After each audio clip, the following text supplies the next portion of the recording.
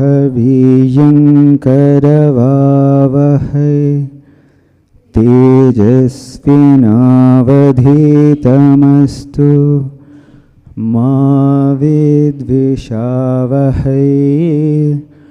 Om Shanti Shanti Shanti.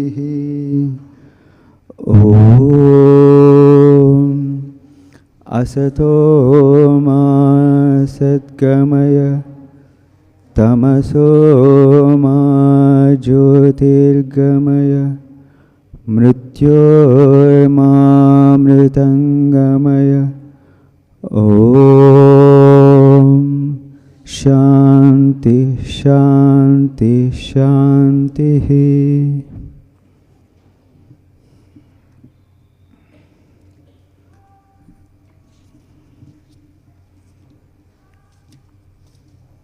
Page number 97.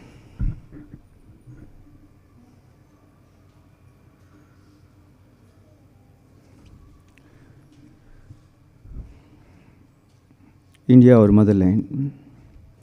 After returning from the West, after success in World Parliament of Religions, Swami spent there for 3.5 years in preaching about India's spiritual wisdom, spiritual glory,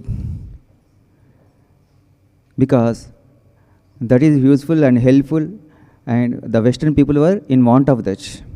That's why Swamiji, without any reservation, without any conditions, without anything in return, actually he wanted little money to establish an organization in India. But even that also he forgot because of his infinite love. When he was there, he wrote the book of Jnana Yoga. One of the disciples, one of the participants in a speech, she copied and she started selling that book on her name. Swamiji allowed it. Let the master's message be spread in whatever may it is possible.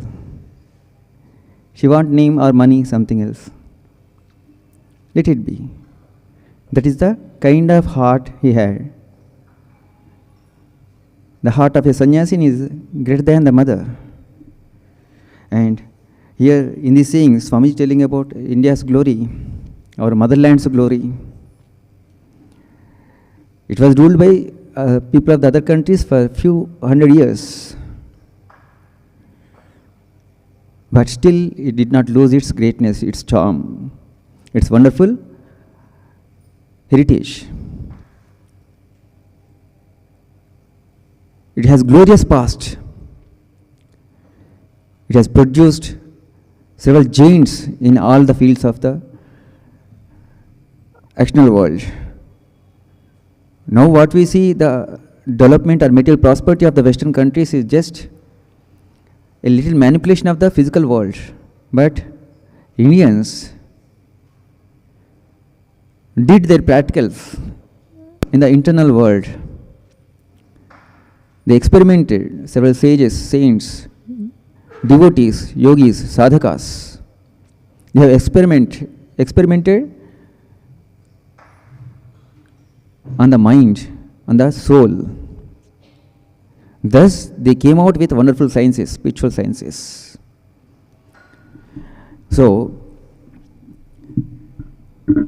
when at Swamiji's time, India was ruled by other country people. People were oppressed.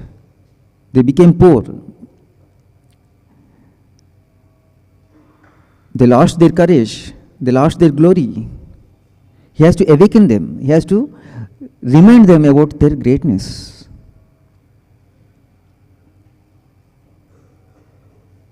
How one can become courageous? When one person possesses great wealth, he becomes courageous. I can do whatever I want. The material prosperity or money may be necessary, but it is not the everything. The real purpose should be solved. That should be achieved first in the human life. Then we can live with self-respect in the society. Otherwise, like many animals are living on the earth, like that we also live. And one day we will depart. That's all. At this very moment, and we should feel this very work will give me highest realization of the human life. With that kind of spirit when we work, then the divinity starts manifesting through us, not before that. We have that kind of faith. An infinite being is working behind our soul. There is a perennial source of inspiration, eternal source of strength. When we remember that, we do not waste even a moment. As long as we think about the results, we are degrading ourselves. As long as we want the results for our sake only, for my sake, my family's sake, my village's sake, we are limiting ourselves, we are degrading ourselves. When we start extending our hand to give something to others, then the real life starts. That expansion is only the life. That's why Swamiji said, at Swamiji's time, there were several reforms, social reforms were there. Several social reforming organizations were working. Some organization to uplift the woman, some organization to encourage widow marriages, some organization to stop child marriages. Swamiji clearly, boldly faced them. It is not that the development of our country depends on how many wives the widows get, how many husbands their widows get. One has to uplift the masses. The highest spiritual truths were locked in the books. They have not opened the gift that is given by the God exclusively for the sake of Indian people. They have not opened that gift. They have not started using it. How can they realize the greatness of that gift? First, one has to open it. One has to open that medicine, open that food packet. They have to eat it, digest it, and realize the strength. That is realization. When one strives for that realization, one has to constantly hear.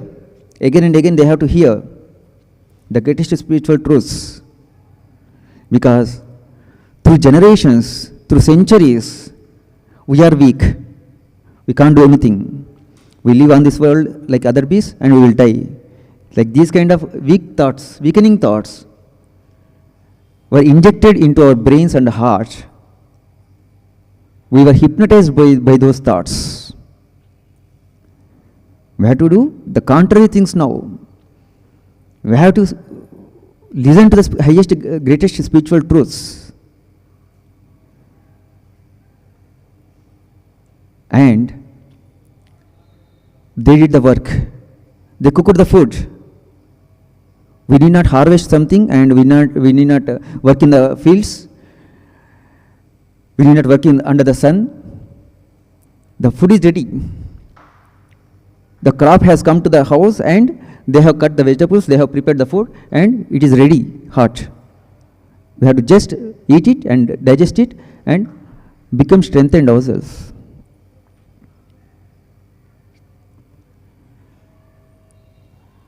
See what kind of powerful words Swami used. Sri Ramakrishna lived 5,000 years of Indian spiritual life in his 50 years of life. And through his teachings, in simple words, he has given the highest truths of the Vedas and Vedanta. If you open your Upanishad or a Vedic text, will be confused by reading those Sanskrit verse. And what theory takes us to where, that also we do not know. But in Sri Ramakrishna's life, we see all truths are explained in simple words, easily adaptable and easily we can apply in our daily lives. And Swamiji again and again gave so many wonderful instructions to Indian people. First, try to love your fellow being by giving food and education, proper education. Uplift of the masses will happen how? By giving them the right education. Now after independent India, we are having food and little money we are able to earn, and we are self-equipped with our basic needs. Still many people are struggling to get the jobs because they are lacking in confidence. And it is the time India has to show its spiritual prowess. Its spiritual greatness, spiritual truths have to be practiced. With a hungry stomach, you cannot sit in meditation or worship or something else. When this Atmarama is satisfied, then we can sit for, we can work for some goal.